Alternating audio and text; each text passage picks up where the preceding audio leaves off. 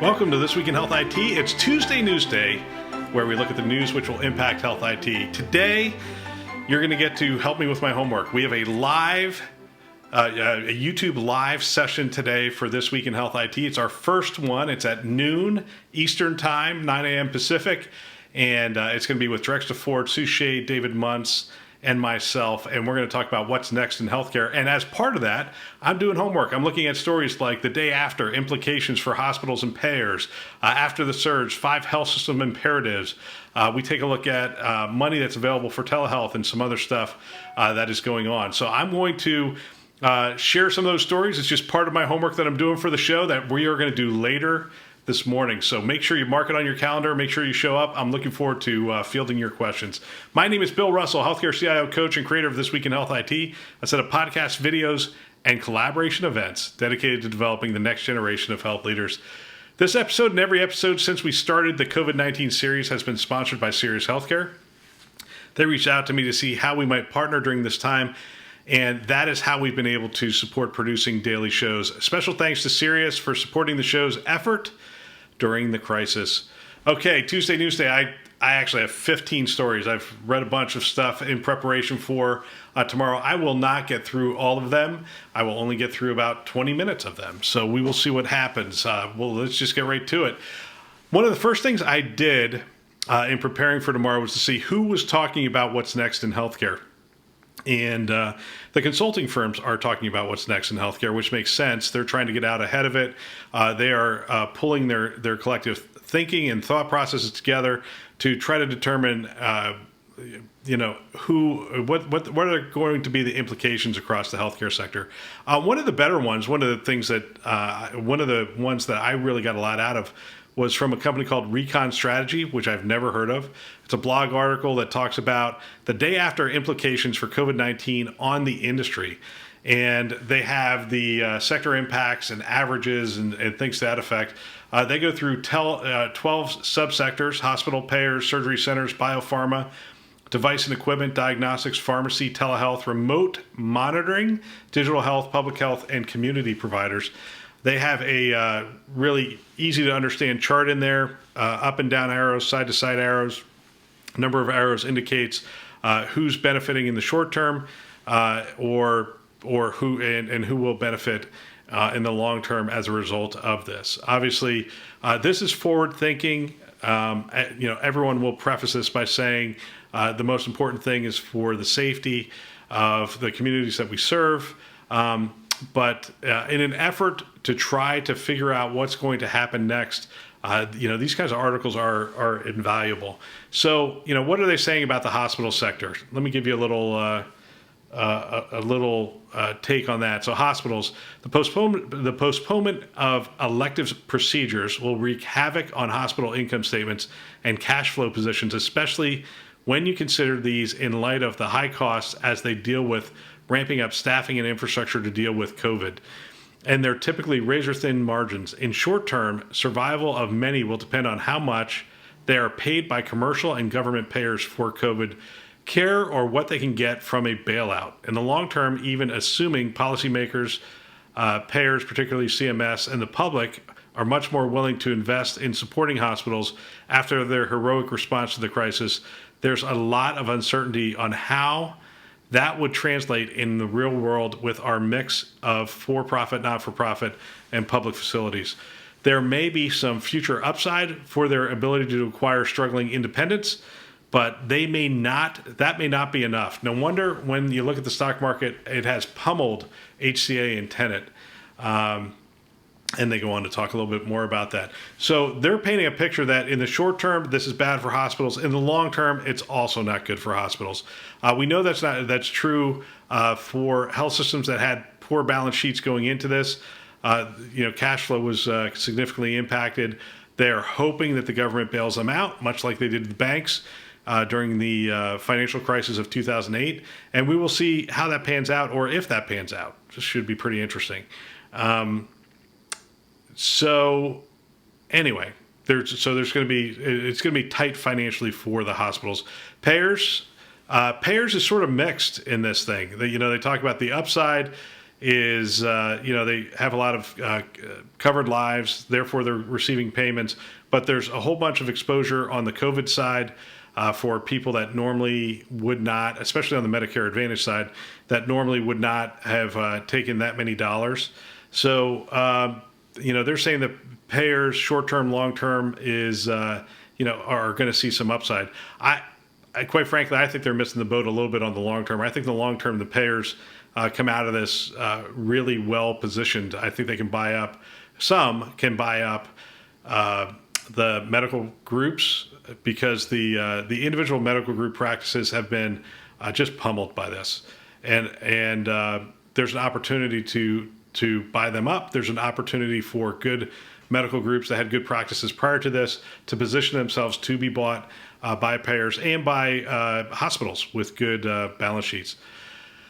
Okay, surgery centers. Surgery centers is interesting to me. Ambulatory surgery centers are severely impacted. Obviously, we've taken away the elective surgeries, but they make the case that it's probably going to be one of the quickest things to rebound, because that demand has just been pushed back, and then they're just going to have a bounce as soon as we get back there. Plus, there's going to be this push away from hospitals per se, for fear that they are incubators for germs and disease, and that these ambulatory surgery centers are just a better option, a safer option for the public.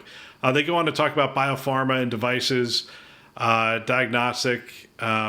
diagnostics not impacted all that much. Devices and equipment, short-term impacted, long-term neutral. Biopharma neutral, short-term upside in the long-term.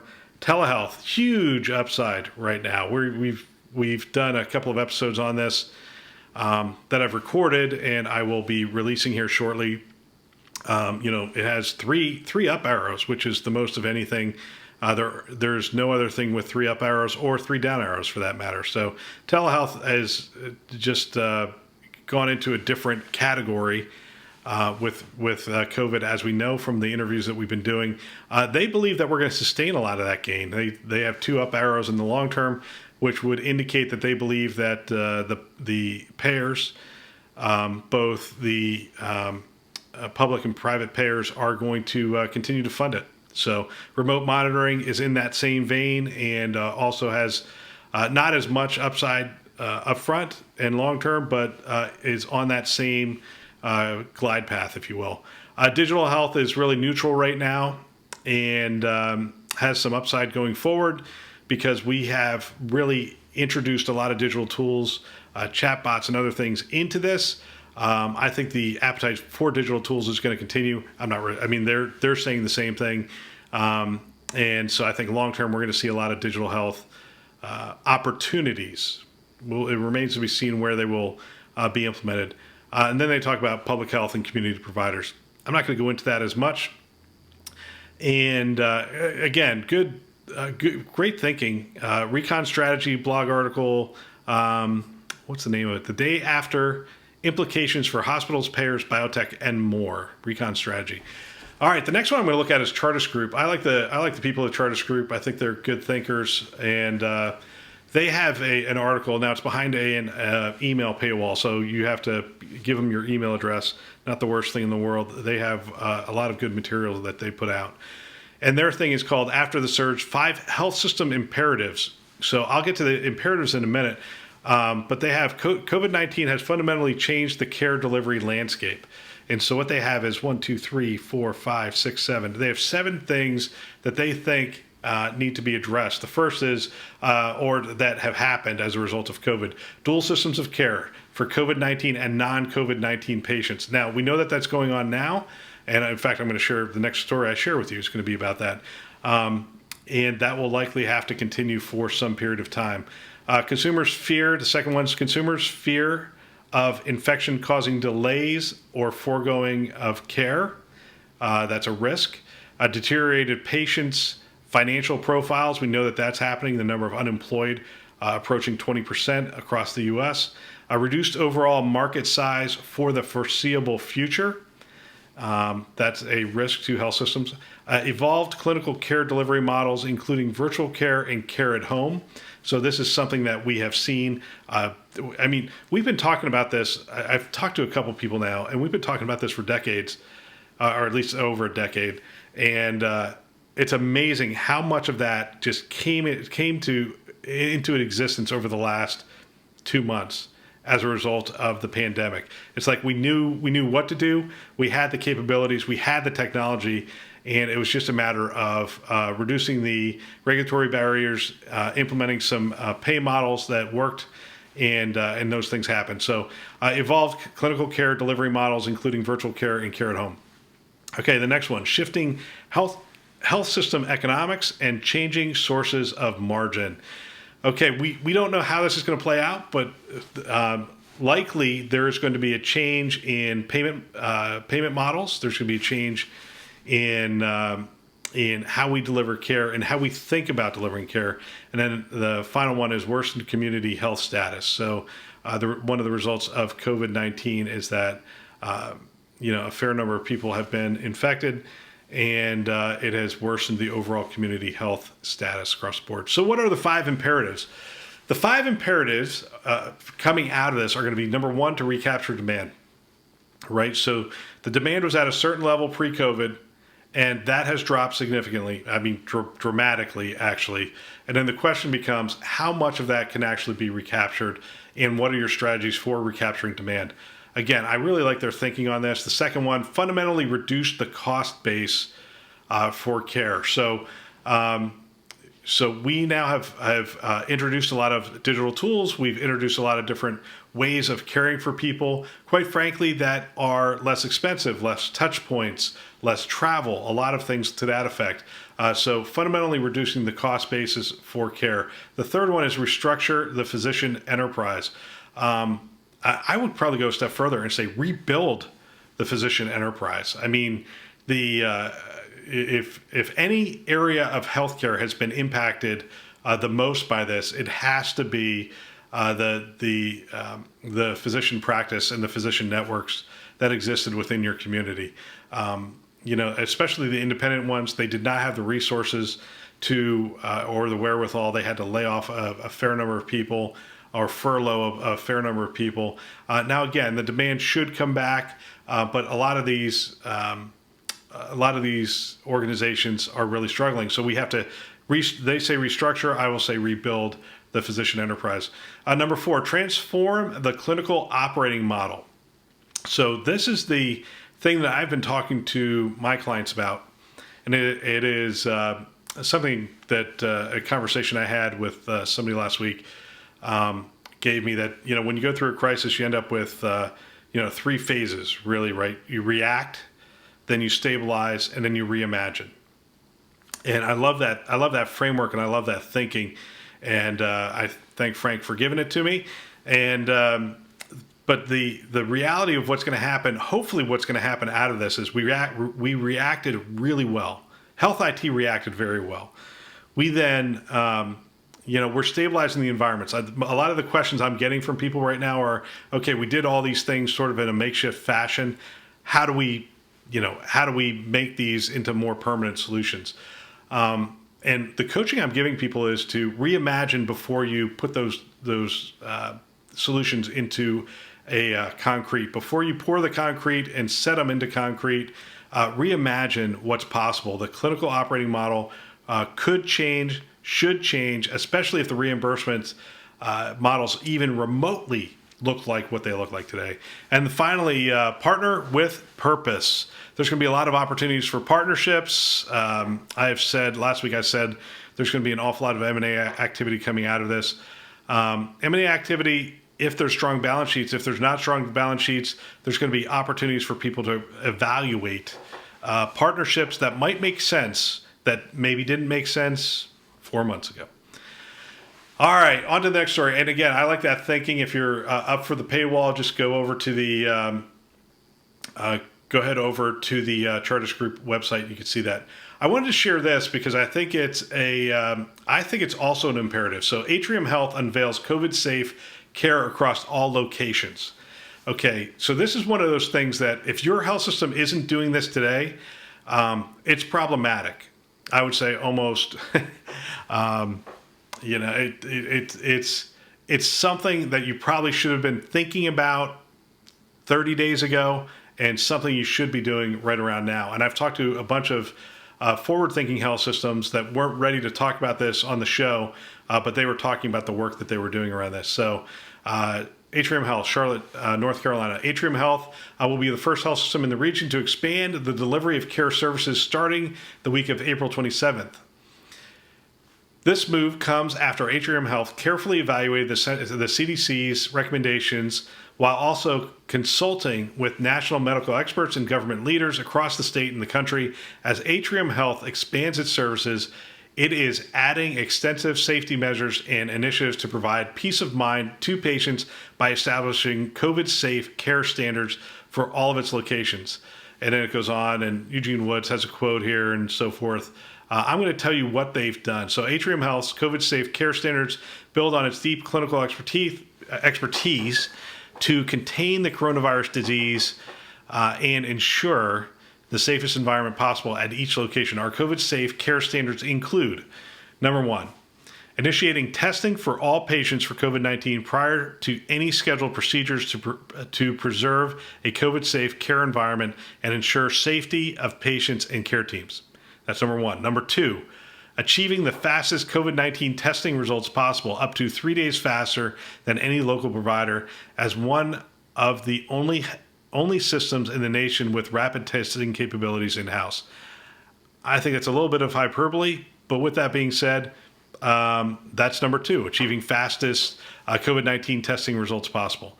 Number three, establishing dedicated facilities, care units, and clinical teams for exclusive treatment of non-COVID patients in the safest environment, okay? So they are creating essentially a bubble that when you walk into that bubble, you know that your care providers, all the other patients, it's a COVID-free environment to receive care. That's three. Number four, deploying the first of its kind COVID-19 virtual hospital, which allows COVID patients to receive care in the comfort of their own home. Again, smart, and it gives you a little glimpse of how people are thinking this COVID, non-COVID environment, but also utilizing the digital tools that are available. And this could be what an emerging model looks like coming out of this. And then finally, leading all other regional systems with twice as many physicians, over 900 care locations, and largest hospital bed capacity in the region. That is absolutely a marketing bullet point. I'm not sure what that has to do with anything, to be honest with you, but it is their last bullet point for how they do a COVID-safe environment. So clearly the marketing people had some say into what came out of that. All right, so that's what Atrium Health's doing. I think to a certain extent it is management malpractice if your health system is not thinking right now about how to do this. Your balance sheet is getting hit every day. This is exactly what you need to put in place. However you do that, through partnerships, through however you set up an environment like this that you can move forward, by all means you should be doing it. Okay, I'm going to be recording tomorrow, actually. I'm releasing this on Tuesday. So Tuesday afternoon, I'm going to be recording a session with Sirius Healthcare with Eli Tarlow, who's going to give us a lot of details on the millions available through COVID-19 telehealth program. To sort of whet your appetite around that, there's a story I just received in my inbox. It is that Christiana Care has received $714,000 grant from the FCC to support telehealth services during the COVID-19 pandemic. So the CARES Act, the multiple phases of the CARE Act, has freed up about $200 million through the FCC. Only a handful of health systems have taken advantage of this. To date, about 17 have taken advantage. There's $200 million available, and it is worth looking at. I actually hit the Sirius Healthcare website. They have published a blog article on it, and it's worth a read. And I will do an episode this afternoon. I'll record that. I'll get that out to you so you can get some details on how you can get access to some of that money. And how I wanted to close this is I wanted to look at how other people were thinking about the impact of COVID-19. So I went to a Fast Company article because they went out and looked from 30 experts or leaders, and they said all things COVID-19 will change forever according to the top 30 experts. I'm going to give you the things they said that will change and a little snippet from each one if I have enough time. So let me just check my time real quick. I don't have time. I'm going to do this really fast. Working from home becomes the new normal. I think we all know this. Matthew Prince, CEO of Cloudflare, the pandemic has resulted in what is effectively the largest work from home experiment ever conducted in human history. We're seeing the effect on the internet in terms of the traffic patterns that are shifting. People are accessing more educational resources online for their kids, finding unconventional ways to connect with coworkers, friends, and family, and employers are being more flexible in how they respond to employee needs through more dynamic cloud-based technology. I think we'll see these shifts last well beyond the immediate fallout of COVID-19 outbreak. I believe that's true, and I'm hearing that same thing from CIOs within health systems. The digital migration accelerates. Michael Hendricks, partner and global design director for IDEO. Right now, the virus seems like an accelerator for digital change that was already underway.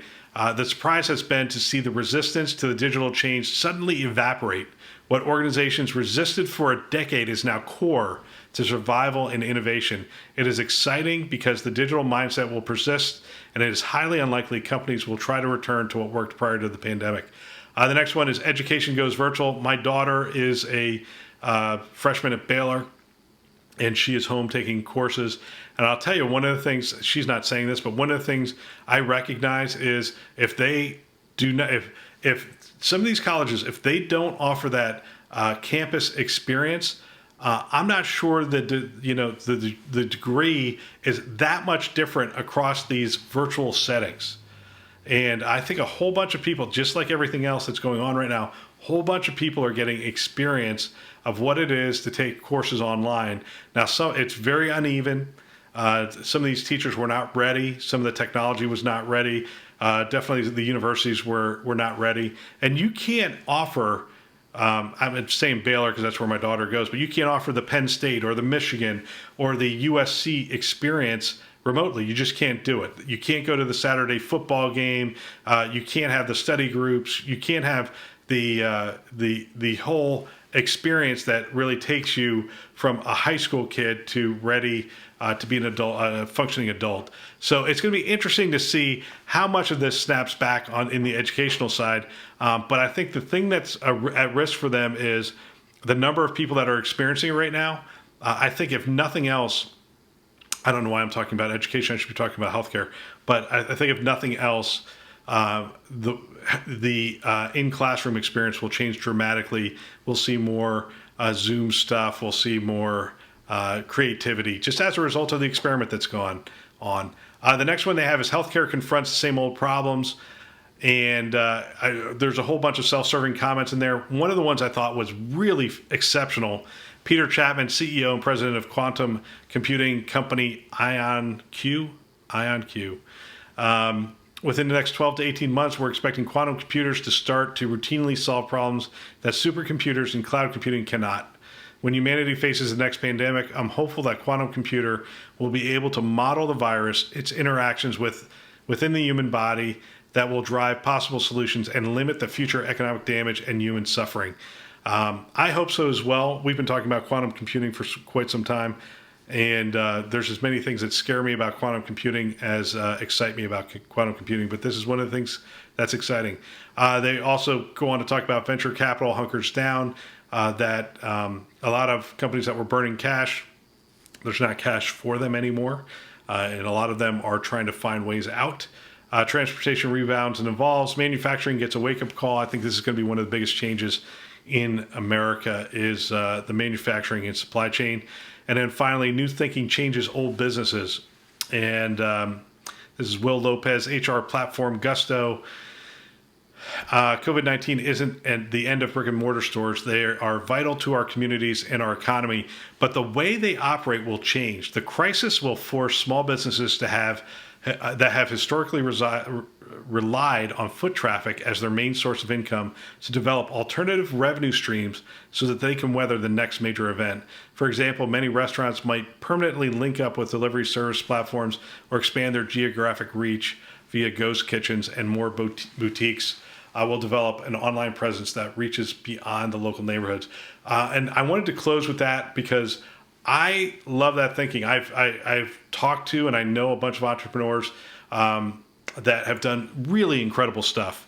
You know, a coffee business. They provided coffee for events, and those events weren't happening anymore. They started roasting their own beans, selling their beans online. They started selling just a whole bunch of different things. I think that level of creativity I would love to see applied to healthcare. Instead of finding every way possible to go back to the way we were, I'd like us to reimagine what is possible with healthcare. Now that we've experienced something different, how much of it can we retain and how much can we move forward with new models? That's all for this week. Special thanks to our sponsors, VMware, Starbridge Advisors, Galen Healthcare, HealthLyrics, Pro Talent Advisors, and Sirius Healthcare for choosing to invest in developing the next generation of health leaders. Don't forget, at noon today, Tuesday, we're going to be doing our first live show. Bring your questions. What's next in healthcare? If I didn't cover it here and you want to talk about something else, or you have a question based on what I threw out here, bring it with you at noon. Love to talk about it. This show is a production of This Week in Health IT. For more great content, you can check out our website, thisweekhealth.com, or the YouTube channel. If you want to support the show, the best way to do that is to share it with a peer. Send an email. Let them know that you value what you're getting out of the show. Email might be old school for you. However you do it, go ahead and do it that way. We're going to be back again this afternoon, and we'll be back in every day with interviews for the foreseeable future until we get through this together. Thanks for listening. That's all for now.